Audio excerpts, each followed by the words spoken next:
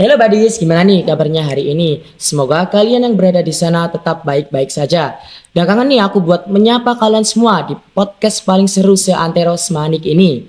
Nah, bersama aku Arya Danuarta. Tunggu sebentar, aku tidak sendiri guys. Jadi aku ditemani oleh rekan MPK OSIS SMAN 1 Cerme.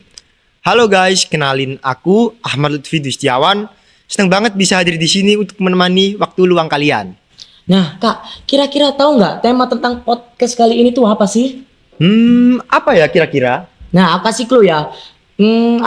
Tema tentang podcast kali ini tuh yang kemarin bisa tembus 1,8 ribu penonton loh kak. Bahkan tema podcast kali ini juga ditunggu-tunggu oleh warga Semanik. Oh, aku tahu nih. Apalagi kalau bukan Semawon. Bener banget sih. Kak, kalau mendengar kata Semawan itu merinding gak sih kak? Pastinya. Duh, jadi makin penasaran. Penasaran? Makanya pantengin kita terus ya guys. Let's go! Nah, karena udah pada kenalan, pasti sekarang udah penasaran kan? Gimana sih alur cerita dari Semawan kali ini? Bener pol. Jadi, ayo kita mulai ke ceritanya. Cekidot. Pada suatu hari di Rabu sore, si Giantara dan teman-temannya ini sedang mendekorasi pelaksanakan event di aula atas. Saat ingin ke aula atas, pintu aula tersebut terkunci dan mereka bergegas kembali ke kelas dan mencari solusi untuk membuka pintu aula tersebut. Mereka pun pergi ke menjaga pos untuk meminta kunci aula. Namun, pihak tersebut mengatakan bahwasanya kuncinya dibawa oleh murid kelas 15. Tetapi murid tersebut mengatakan bahwasanya tidak ada yang membawa. Mereka pun kembali bertanya pada penjaga pos. Di sana juga ada beberapa guru dan staf. Mereka memberikan saran untuk masuk lewat gudang sebelah aula, di mana seingat mereka bahwasanya gudang tersebut sudah terkunci. Namun demikian pihak staf berkata bahwasanya tidak apa-apa membukanya asalkan akan dikunci maupun ditutup kembali.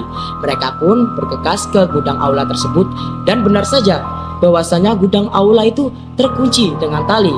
Mereka pun membukanya. Setelah dibukanya gudang aula atas, ternyata banyak kursi yang tidak layak pakai. Karena mereka hanya berdua, si Giantara memutuskan agar yang masuk hanya teman lelakinya saja. Hal itu ia lakukan agar ia dapat menepis asumsi negatif yang terjadi. Saat teman Giantara masuk, seketika ia mendengar suara papan yang berirama seperti teman lelaki Giantara pun menghiraukan suara tersebut. Ia memilih untuk berlari ke arah pintu aula dan membukakan pintu aula tersebut supaya nanti teman-teman mereka bisa masuk ke aula tersebut. Saat sudah masuk, salah satu teman Giantara yaitu Alani melihat ke arah panggung dan ia merasa lehernya seperti tercekik dan tidak bisa bernafas. Ia pun lari keluar aula karena sudah terlalu sesak di dalam aula.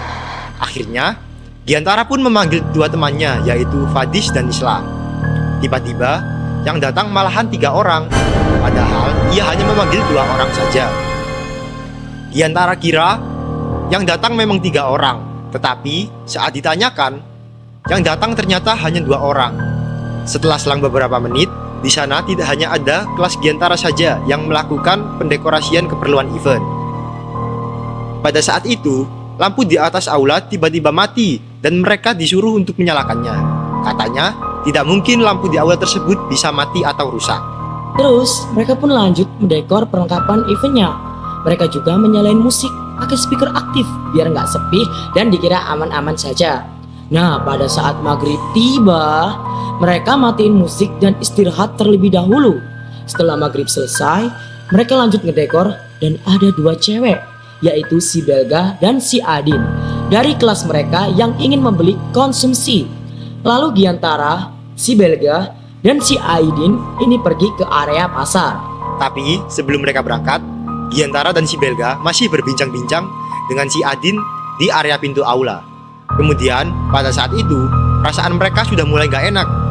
Dan pas mau jalan ke tangga, mereka melihat ke arah pojok 10-4. Di situ, posisinya sangat gelap. Gak lama kemudian, mereka bertiga melihat sosok hitam mengintip dari wastafel di depan kelas 10-6.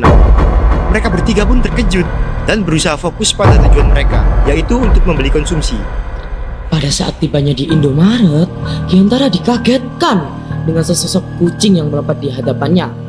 Giantara pun tidak merespon hal tersebut. Setelah membeli konsumsinya, mereka bertiga kembali ke area sekolah. Teman-teman di aula masih menyalakan musik dengan keras. Di situ mereka bertiga hanya diam saja.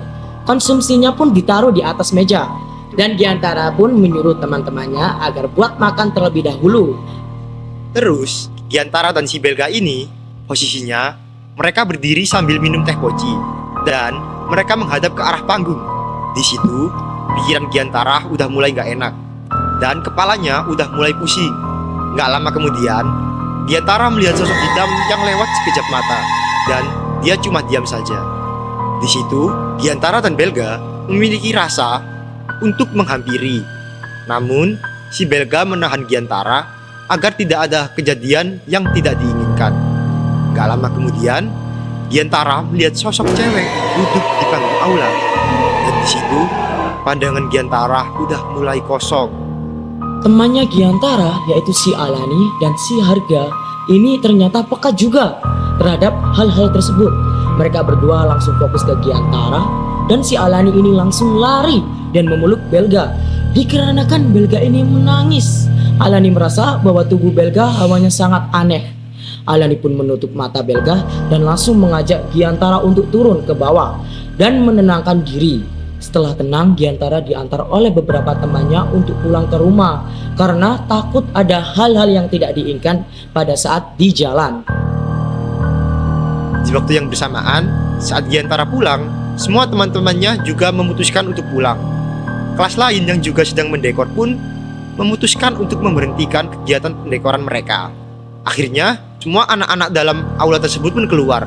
Dan akhirnya, di dalam aula tersebut hanya tersisa 3 orang anak laki-laki. Yang mana tugas mereka yaitu untuk mematikan lampu, kipas, dan mengunci pintu gudang yang sudah mereka buka tadi.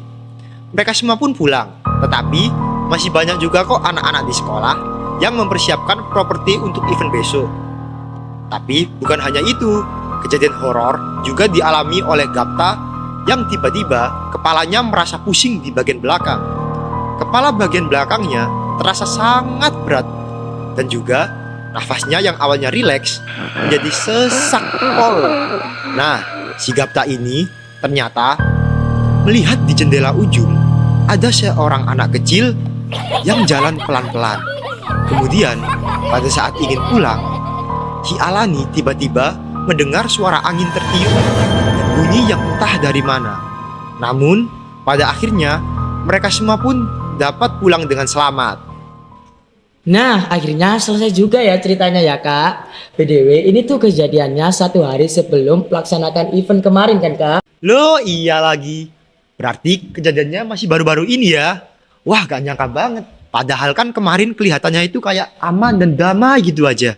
Bener banget. Ya, dimanapun kita berada, harus selalu ingat sama Tuhan. Kita juga harus benar-benar menjaga setiap tempat yang kita pijak. Karena kita nggak pernah tahu nih, di sana ada makhluk apa selain kita. Di sana juga pasti ada makhluk yang tak terlihat. Yaps, bener banget. Apalagi kan kondisinya sampai malam gitu nih mereka ngedekornya. Keren banget deh semangatnya kakak kelas kita ini. Semangat mereka jadi nular nih. Terima kasih ya buat kakak-kakak kelas SMA AN 1 Cerme yang sudah effort banget supaya kegiatan event itu berhasil. Kalian keren abis deh. Oke buddies, karena cerita barusan yang kita bawain kali ini udah panjang dan menegangkan banget ya. Maka dari itu episode keempat kita berakhir sampai sini dulu ya. Kita juga mau mengucapkan terima kasih banyak buat kakak kelas yang udah mau membagikan cerita ini. Dan juga untuk badis-badis yang udah dengerin cerita dari awal hingga akhir. Kita juga mau minta maaf apabila ada kesalahan yang kita lakukan selama kita menjadi host pada episode kali ini. Dan kita juga mengingatkan dengan adanya cerita-cerita horor di Semawon, jangan malah bikin kalian makin parno sama SMA AN 1 Cerme. Tetapi sebaliknya kita harus tetap berkarya dan saling support untuk menjadikan Semanik ini lebih maju dan berkualitas. Setuju pol deh pokoknya. Dari cerita tadi, kita jadi lebih tahu nih ternyata di SMA Negeri 1 Cerme juga menyimpan banyak banget cerita horor. Jadi buat para badis, kalau kalian mau Semawon tetap berlanjut dan berkarya, jangan malah takut ya buat berkarya. Karena yang pastinya bakalan ada nih cerita-cerita horor yang menegangkan dan epik yang menanti kalian. Bener banget. Nah, sebelum kita pamit undur diri, ada pantun nih buat menutup episode Semawan kali ini. Apaan tuh pantunnya? Jalan-jalan ke negara Sakura, Cakep, pulangnya bawa sayur dan tomat. cakep. Kita dari Pekos dan Retra. Sampai jumpa di episode keempat. Terima kasih banyak teman-teman. Dadah.